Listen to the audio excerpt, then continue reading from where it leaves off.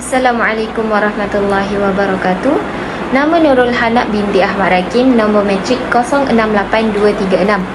InsyaAllah kami daripada kumpulan 11 akan membentangkan tajuk Sejarah Akidah Ahli Sunnah wal Jamaah dan Ahli Bid'ah. Ahli Sunnah wal Jamaah dalam sejarah merupakan istilah yang menjadi nama bagi golongan kaum muslim yang memiliki kesamaan dalam beberapa prinsip dan memiliki kesepakatan dalam beberapa pandangan. Istilah Ahli Sunnah wal Jamaah ini bukanlah istilah yang datang dari Nabi kita Muhammad sallallahu alaihi wasallam bagi kelompok tertentu.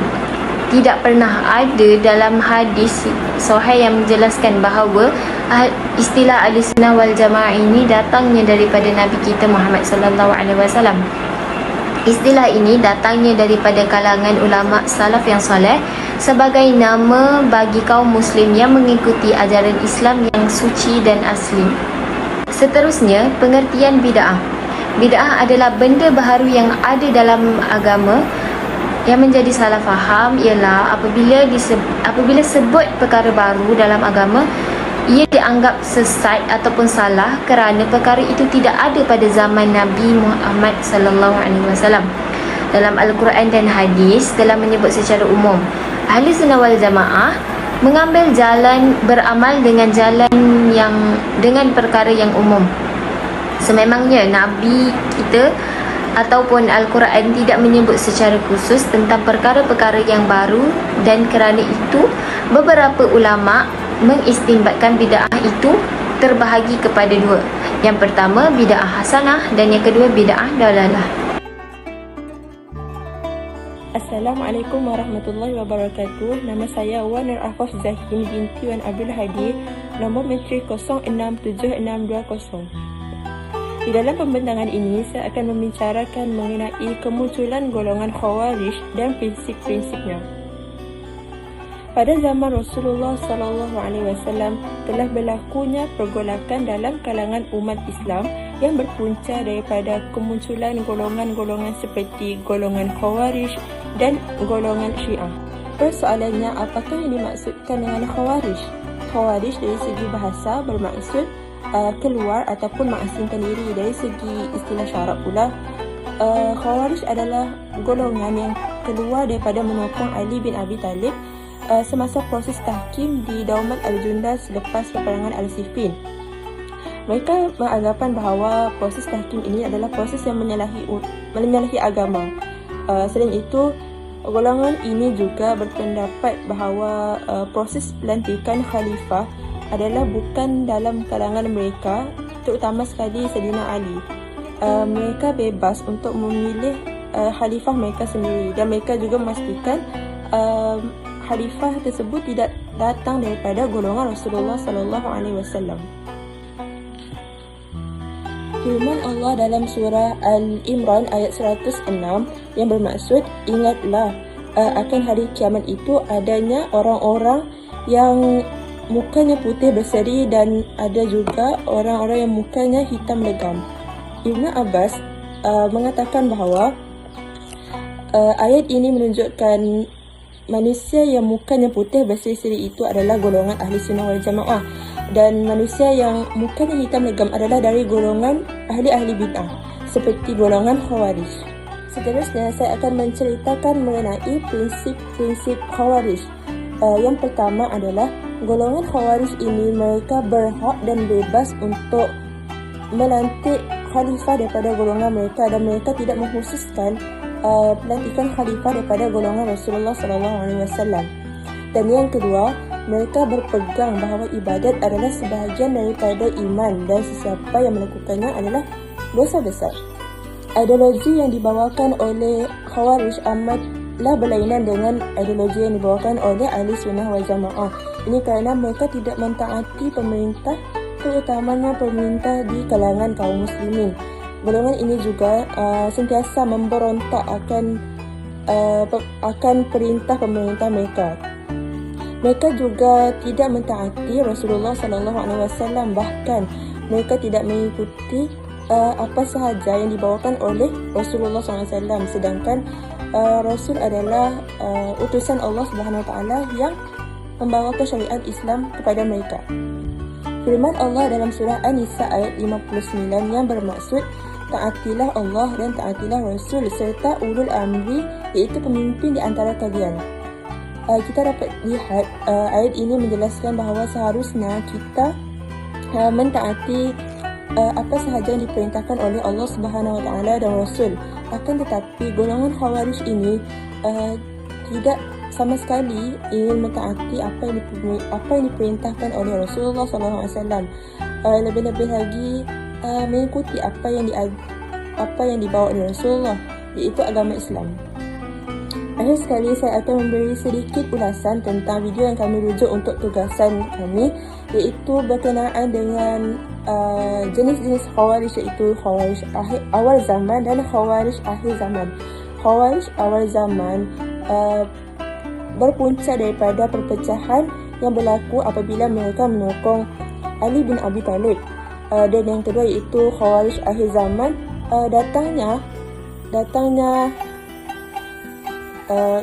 ketika datangnya Wahabi yang mengkafirkan orang yang membuat perkara khilafiyah. Ringkasnya, golongan Khawarij adalah golongan yang pertama yang muncul dalam Islam yang boleh menyebabkan perpecahan dalam kalangan umat Islam. Allah juga berfirman dengan ayatnya tentang perkara yang berkaitan dengan apa yang seharusnya dilakukan oleh golongan Khawarij, iaitu dalam surah Al-Imran dan surah An-Nisa yang telah saya nyatakan tadi. Hal ini menunjukkan bahawa seharusnya umat Islam taat akan perintah Rasulullah SAW seperti golongan ahli sunnah wal jamaah dan sentiasa taat akan perintah Allah dan Rasul.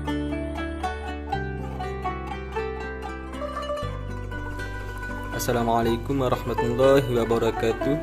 Nama saya Abdul Rahman Fahmi bin Makhtaruddin dan nombor matrik saya ialah 067831. Saya akan membahaskan pegangan akidah masyarakat Islam di Malaysia.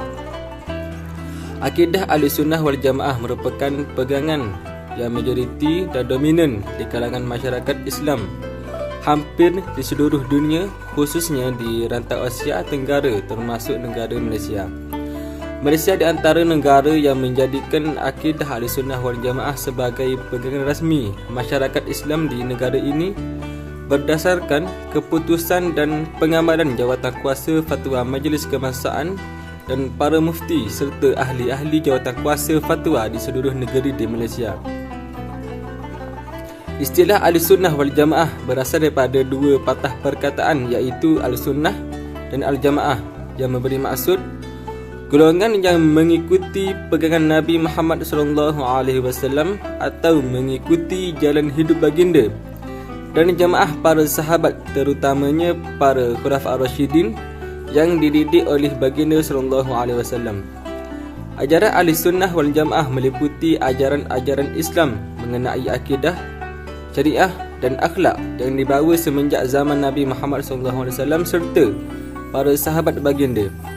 Istilah Ahlussunnah wal Jamaah diambil dan dirumus oleh ulama berdasarkan riwayat hadis daripada Abdullah bin Amr radhiyallahu anhu bahawa Rasulullah SAW bersabda, sesungguhnya telah berpecah Bani Israel kepada 72 kelompok, manakala umatku akan berpecah kepada 73 kelompok di mana kesemuanya akan ke neraka kecuali satu. Mereka bertanya, siapakah mereka itu wahai Rasulullah SAW? Baginda SAW menjawab, mereka adalah golongan yang berpegang kepada ajaranku dan para sahabatku. Riwayat Imam At-Tirmizi. Oleh itu, umat Islam di Malaysia, khususnya pada masyarakat yang sedang belajar ataupun sedang mencari ilmu tentang agama, perlu juga mengetahui aliran yang terkeluar daripada Ahlussunnah wal Jamaah supaya tidak terpengaruh dengan dakwah, termasuk yang datang dalam bentuk moden ataupun berselindung. Masyarakat juga perlu belajar dengan ramai ulama dan pendakwah lain dan bukan hanya sekadar mendengar dan menerima kata-kata yang dianggap ustaz, sedangkan cerita dan hukumnya hanya reka semata-mata. Perlu juga mengetahui hadis dan dalil tersebut adalah sahih dan benar-benar daripada Al-Quran dan As-Sunnah. Assalamualaikum warahmatullahi wabarakatuh. Nama saya Afiatifullah bin Muhammad. Nombor metrik 068121. Tajuk saya pada hari ini ialah 4 ulama utama mazhab fiqh sunnah. Yang pertama, kita akan menceritakan tentang Imam Abu Hanifah. Nama sebenar Imam Abu Hanifah adalah Nu'man Ibn Sabit. Beliau dilahirkan pada tahun 699 dalam sebuah keluarga Farsi di sebuah bandar di Iraq, iaitu Kufah. Bapa beliau, Sabit, merupakan seorang ahli perniagaan berjaya dan Abu Hanifah berhasrat ingin mengikut jejak langkah bapanya. Dia juga diuji dengan ditangkap, dipenjara, dicambuk, diseksa dan dipaksa minum racun oleh pemerintah, lalu meninggal dunia kerana tidak setuju dengan dasar-dasar pemerintah. Seterusnya kita pergi kepada imam seterusnya, iaitu Imam Malik. Nama sebenar Imam Malik adalah Malik Ibn Anas.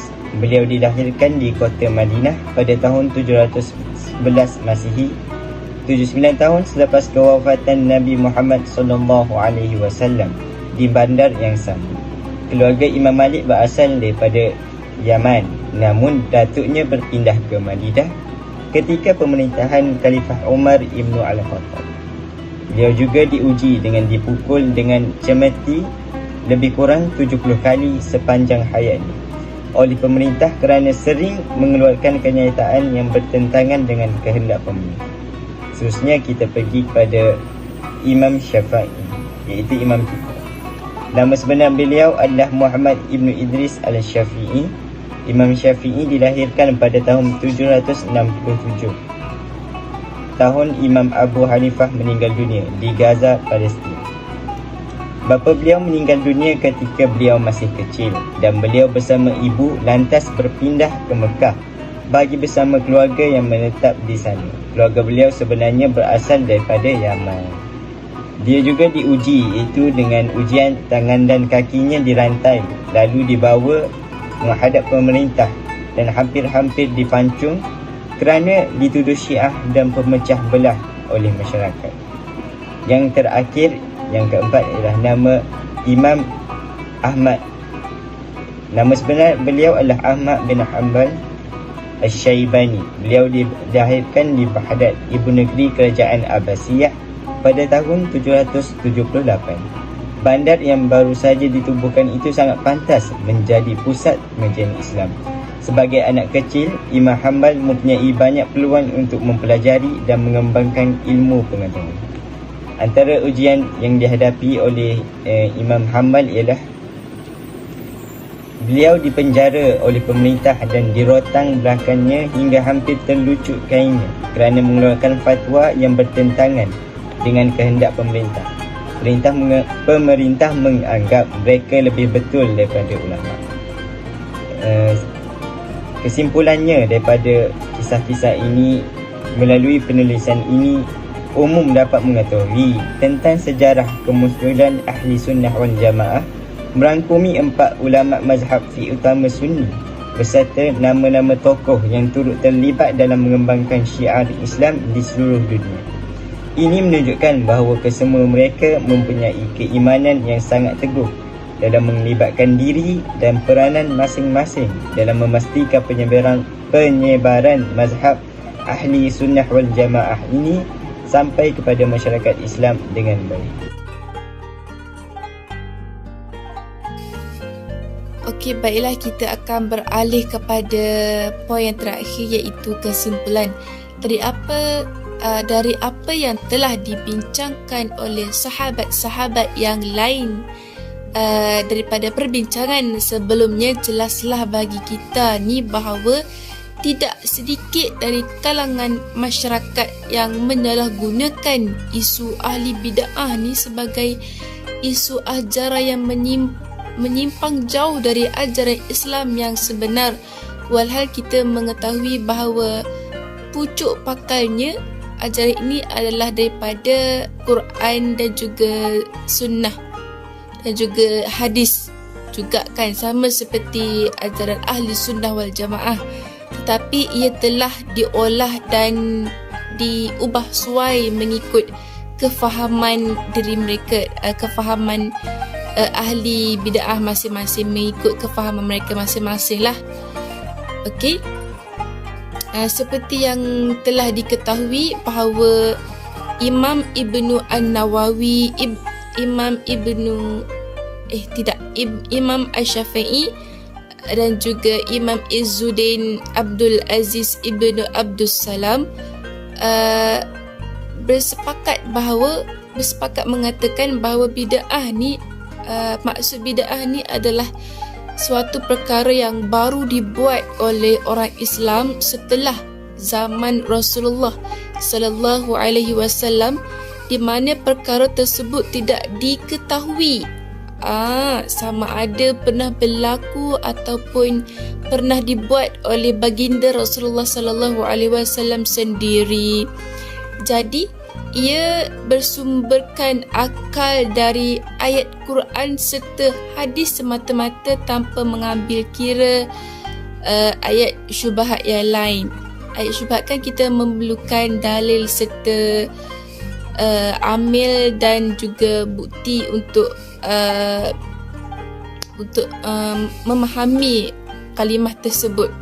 Tetapi ahli bid'ah ni ambil sebiji-sebiji, ambil membetul-tuli daripada Al-Quran dan juga hadis tersebut.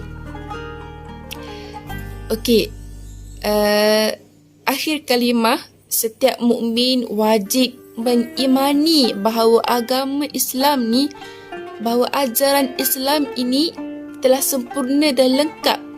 Tidak ada cacat cela dan terpelihara daripada pengaruh negatif luar sana, daripada pencemaran dan juga kerosakan fahaman lain.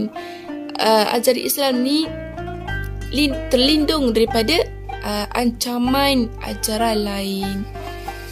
Hanya orang fasik sahaja yang mentakwil sebiji-sebiji ayat daripada Quran dan juga Al-Hadis sehingga menyimpang mengikut ajaran Islam yang sebenar. Mereka mentakwil mengikut hawa nafsu dan juga akal fahaman mereka semata-mata, dan sehingga menyimpang daripada ahli sunnah, daripada ajaran ahli sunnah wal jamaah yang sebenar.